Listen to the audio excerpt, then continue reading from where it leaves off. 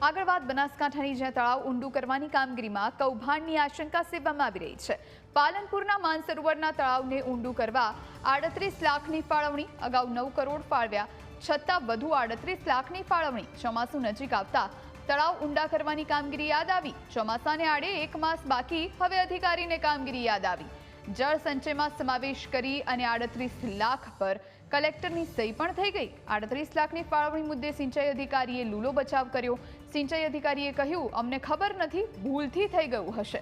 વિગત આપવા માટે ઉપર પૂછવું પડશે તેવું સિંચાઈ અધિકારીનું કહેવું છે।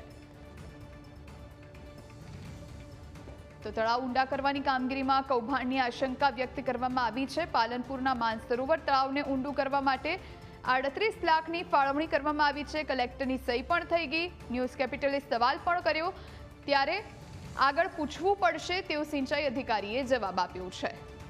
તો જળ સંચયમાં સમાવેશ કરી 38 લાખ પર કલેક્ટરની સહી થઈ ગઈ છે। આ રૂપિયાની ફાળવણી મુદ્દે સિંચાઈ અધિકારીએ લૂલો બચાવ કર્યો છે। અમને ખબર નથી અને ભૂલથી થઈ ગયું હશે, આવા ઉડાઉ જવાબ આપવામાં આવ્યા છે। તો બનાસકાંઠામાં પાલનપુરના માનસરોવર તળાવને ઊંડું કરવા માટે 38 લાખની ફાળવણી થઈ। હવે ચોમાસાને માત્ર 1 મહિના જેટલો સમય બાકી છે। ચોમાસું નજીક આવે છે અને એ સમયે તળાવ ઊંડું કરવાની કામગીરી યાદ આવે છે। તો અનેક સવાલો અહીંયા ઊભા થયા છે। કલેક્ટરની સહી પણ થઈ ગઈ છે, જેને લઈને પણ સવાલો ઊભા થયા।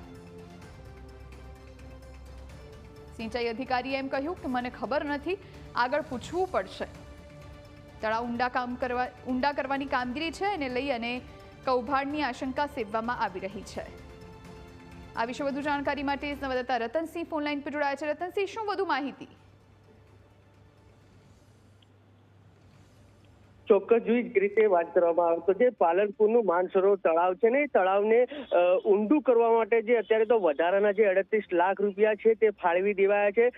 કહી શકાય કે જે માનસરોવર છે તેના માટે અગાઉ પણ જે 9 કરોડ ઉપરાંત જે મળી ચૂક્યા છે, ત્યારે જિલ્લા પંચાયત જે છે સિંચાઈ વિભાગે 38 લાખ ફાળવી દીધા છે।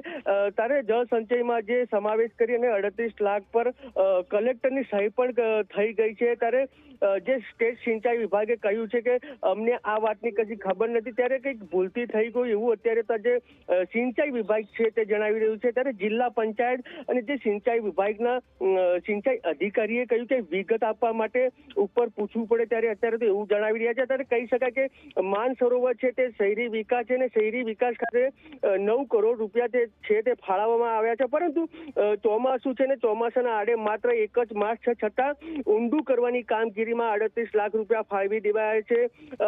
પરંતુ આ જે પેમેન્ટ છે તે ફાળવી ના શકાય। ત્યારે જે તળાવ ઊંડા કરવાની કામગીરી અને જે ચેક ડેમમાં મોટું જે કૌભાંડ છે તેની આશંકાઓ અત્યારે તો વર્તાઈ રહી છે। ત્યારે ભ્રષ્ટાચારની આશંકાએ આજે સરકારે જે ચેક ડેમ અને પાળા બાંધવાની કામગીરી જે હતી, જે કામગીરી પર અત્યારે તો જે રોક છે તે લગાવી દીધી છે। જોઈએ આભાર રતનસિંહ, જાણકારી આપવા માટે।